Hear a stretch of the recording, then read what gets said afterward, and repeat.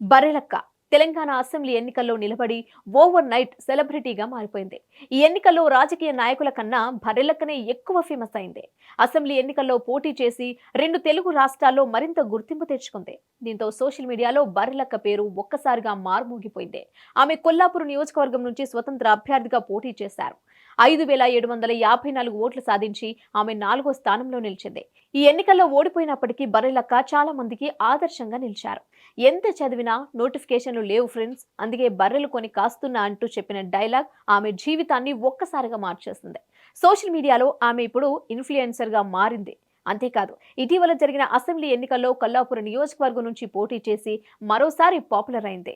ఈ మధ్యనే వివాహ బంధంలోకి అడుగుపెట్టింది బర్రెలక్క. అయితే పెళ్లైన వారం రోజులకే ఓ ఎమోషనల్ పోస్ట్ పెట్టింది. బర్రెలక్క తన ఇన్స్టాగ్రామ్ స్టోరీలో చేసిన పోస్ట్ ఇప్పుడు వైరల్ గా మారుతోంది. ఒక అమ్మాయికి గాయమైతే గాయం చేసిన వాళ్ళను ఏమి అన్నారు, అదే గాయపడ్డ వారిని మాత్రం మాటలతో చంపుతారు. అమ్మాయి ధైర్యంగా బయట నిలబడటానికి ఉండదు. మంచోళ్ళున్నారు, చెడ్డోళ్ళు ఉన్నారు. ప్రతి అమ్మాయిలో తన అమ్మను చూస్తే తప్పు చేయాలనే ఆలోచన రాదు.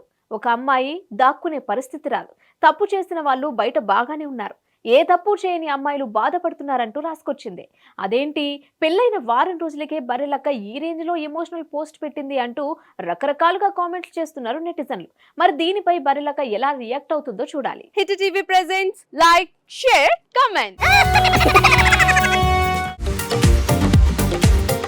టీవీ వాళ్ళకు కూడా నేను ఒక సర్ప్రైజ్ ఇద్దాం అనుకుంటున్నాను. మీరు మాత్రమే జెస్సీ ఎందుకు అయ్యారు? ఇలాంటి అమ్మాయిలకి పిలవడానికి బాగుంటుంది. చందు సాయికి like you and have a జనాలకి ఒక పేరు నచ్చిందంటే దీనికి ఒక ప్రాసెస్ ఉంటుంది. ఎందుకు ప్రాసెస్ డైరెక్ట్గా వెళ్ళిపోదాం. ఏదైనా ఒకటి మర్చిపోయినావా నువ్వు? ఏం మర్చిపోయావు? ఏదో ఆ టైంకి మన సుడి బాగుంటే ఎవరన్నా చూపిస్తే రాయగలం కానీ డోర్ టు డోర్ సేల్స్ చేసేవాళ్ళు. శారీ వస్తుంది, శారీలో వెనకాల కట్టుకుని